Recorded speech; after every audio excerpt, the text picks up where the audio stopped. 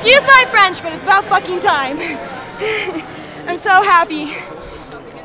What's been the build up to this race? Kind of how have you been preparing for it? You know, this fall has been so weird because for the first time ever I sat out U.S. Championships this last spring, and when I was home I just realized there is nothing in the world I would rather be doing than towing that line, and it was the most heartbreaking thing to watch everybody who I love and respect and admire out there tearing it up and not be out there, because I was just in such good shape right before I got injured. And so this fall's definitely been a juggling game. I've been doubting myself a lot because I haven't been training as hard as I normally do, just because I could only be training 6 days a week.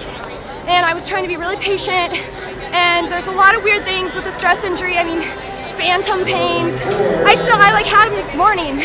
When I woke up, the injury was in June, beginning of June, so it's really weird.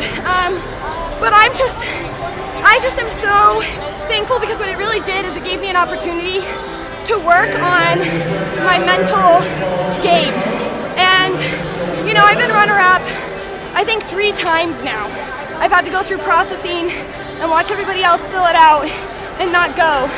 And that just that plays games with you psychologically a little bit. Makes you wonder, am I good enough? Can I do it? Am I gonna tie up the last 200 like I have before?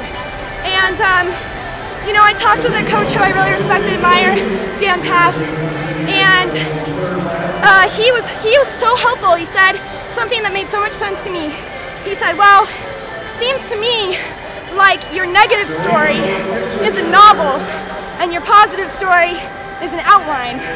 So how do you expect, when you're in the last 200 meters of the race, how do you expect the outline to win out over the novel? And I just really took that to heart, and in my journal, in my training journal every day, I've been writing down affirmations, and I've just been trying to beef up my positive story as much as I can, and I think it really showed, because the last 200 meters out there, I wasn't thinking, oh man, am I gonna miss the team by 1 spot again? I was thinking, I'm gonna make this fucking team.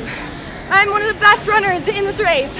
And I think you're just that doesn't sound very humble, but I think you really have to believe that, and you have to go out there, and you have to be a warrior, and you have to only believe that what you think has power, and not what everybody else says. And I just was praying the whole last 200. I was just thinking, I can do all things through Christ that strengthens me, and that was the verse that came to my mind, and I was just thinking that, and it's just such an answer to prayer. I'm so excited. What was it feeling like when you saw Danny and your teammates all excited for you? I wanted to do this for them because a lot of them didn't have good races today, and they're younger, and they're coming up the ranks, and they're battling a lot of the same stuff that I have and do. And so I just wanted to go out there and be a role model for them and be like, hey, look at our training. Danny's one of the best coaches in the world, and his training works.